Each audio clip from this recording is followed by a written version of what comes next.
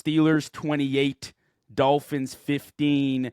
Any key takeaways? I mean, I'm watching the game, and we were talking before the show started about Tua. I can't get behind Tua as a starter. I just don't think he can turn it around. He's a turnover machine, doesn't see the field very well. His arm isn't impressive to me. Obviously, there are concussion concerns. Doesn't play well in the playoffs or cold weather, which is kind of important unless you're winning the division, which you won't with the Patriots and the Bills. I've thought it's over for a while.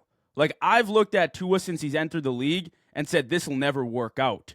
But I don't know why people still continue to rally around him. I know statistically tonight didn't look too bad, but if you watch the game, I mean, some of the sacks, the interception, it was just brutal. Like, you couldn't watch it.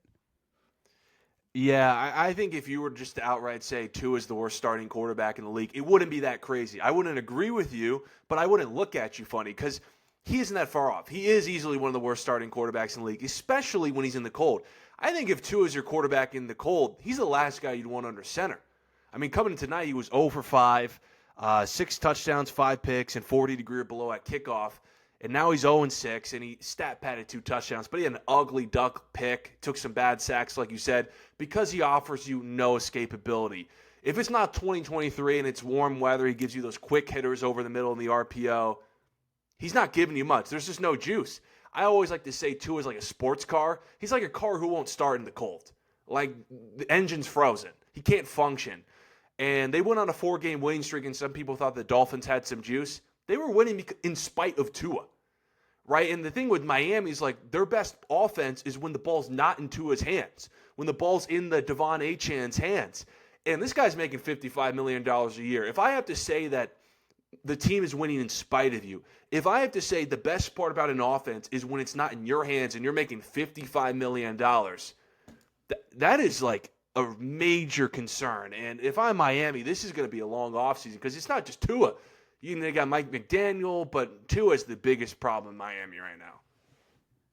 Oh, I just can't believe the $55 million. I honestly didn't even think about it, Steve, going into the episode. But when you mentioned that number, like, I look at a guy like Trevor Lawrence, who's also making $55 million, and it's like, okay, maybe he shouldn't be making that either, but at least you can see a little bit of growth this year. Like, at least he's putting on a little bit here, scoring 6 touchdowns this week. I know it was against the Jets, but Tua, I mean, every game I watch just looks like a complete disaster. I don't understand, and the $55 million contract is just wild to me. I thought he should have hung it up after his last concussion when it just looked terrible, and, obviously it's hard to hang up the cleats, and listen, it's not easy to throw the football in the cold. Like, have you been there, like, trying to throw something in the cold? It's not easy. Frozen rock. I'm from Ohio, dude. Like, I know it can get 0 sometimes, and when you're playing outside, it sucks. It does, but it's like you said, Steve, you're getting paid $55 million. What are we paying you the money for? You're not even making the playoffs at this point. And I saw on the broadcast that he's got, 15, 16 picks in zone coverage this season? He just doesn't see the field well. And as a quarterback, I don't know how you can be a starting quarterback when that's the case, when that's your weakness. So tonight, I mean, that couldn't have been more evident. Obviously, the stats, I mean, he had 250 yards, like an 80% completion percentage, Steve. He had above 100 passer rating. That all sounds fancy, but the Dolphins didn't do anything until, like, they were early, down 25 in the fourth quarter. Mid-fourth quarter. Like, I just don't understand it. I don't understand the offense. It's obviously fraudulent. It's not working. They don't have the playmakers there, or they're just not being used properly, one or the other. Achan's been great this year. He's got like 1,500 all-purpose yards on the season, but when the run game is the only thing you got, I'd imagine it's pretty easy to game plan for you. Like load up the box. Tua's going to throw a few interceptions. It's over. And now they missed the playoffs. They've eliminated themselves. Just an embarrassing game for Miami. I'm going to Miami game next week, actually, Steve. Got tickets for like $30. That's a pretty good reflection of what this team looks like this year and where they're trending. Oh, nice. Well, I was just going to say, I'm looking at these Tua numbers. 22nd in passing yards, tied for 18th in touchdowns. He only has 4 more touchdowns than interception, and he's 29th in QBR with 38.3. And I actually think he makes $53 million, not 55. But still, it's only $3 million difference. That's just a joke at that price tag. Oh, it's disgusting. And you watch Raj on the other side tonight. I mean, night and day difference. Aaron Rodgers really is a football anomaly. 42 years old right now, and he's still moving like he's in his mid-30s.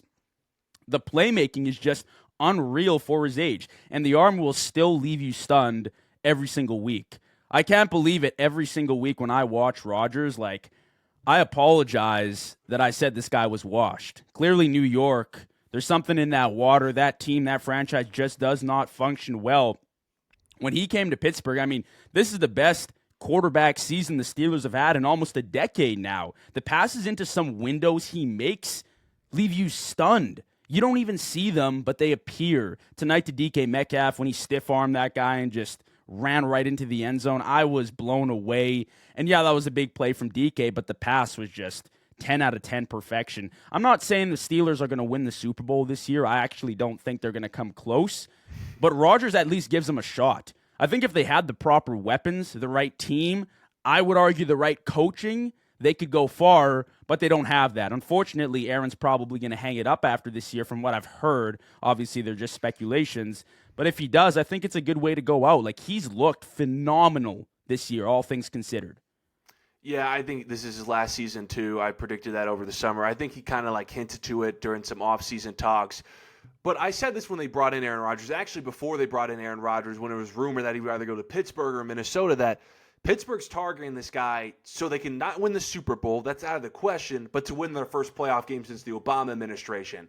And if Aaron Rodgers can play like this, where they hang up 28 points, he's wheeling dealing, I think that's his best completion percentage since his prime a decade ago, they could win a playoff game. They're going to host it in the cold temperatures up there in Pittsburgh. They're not going to win no Super Bowl, but they're going to win the division now. I thought Baltimore was going to, but they have an easier remaining schedule than Baltimore. I think they're up a game or two.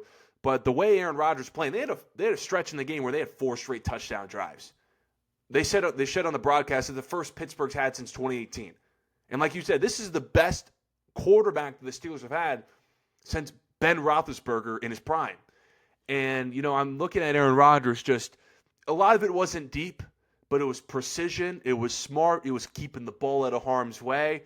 And if he can play like this, again, it was the Dolphins. Don't get me wrong. It was the Dolphins. But if he could play like this and they catch, they'll probably be the 4 seed. I wonder who will be the 5.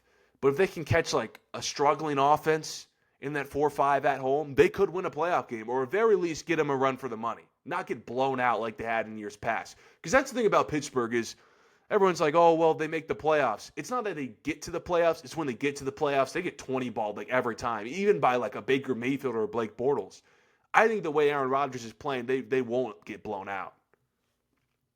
Well, I'm just pulling up here, Steve, the playoff picture as of right now, so the end of Week 15, and it would be the Chargers. And, that's a reasonable matchup for the Steelers. Like, I think the Chargers are a beatable team. If you get Buffalo, who's in 6, Houston, who's in 7, gets a little bit dicey then. Yeah, the Chargers, that's the game they want to see. But you want to see the Chargers, especially at home, a team that is not used to the cold weather. I mean, you get Buffalo, that's a cold weather team. That's Josh Allen. You don't want to see that. You get Houston. That's an unbelievable defense against Rodgers. Yeah. But the Chargers, I mean, they're definitely beatable. Probably the worst team in the AFC in that playoff picture, I would argue right now. I think Herbert's great. I think what they've done is awesome this year, but the protection just screams issues to me. And the defense is good, but I think they're very beatable. Like, they're missing pieces. So if you're Pittsburgh and you're looking at that matchup right now, that looks good, and I think you need to get that under your belt because Tomlin,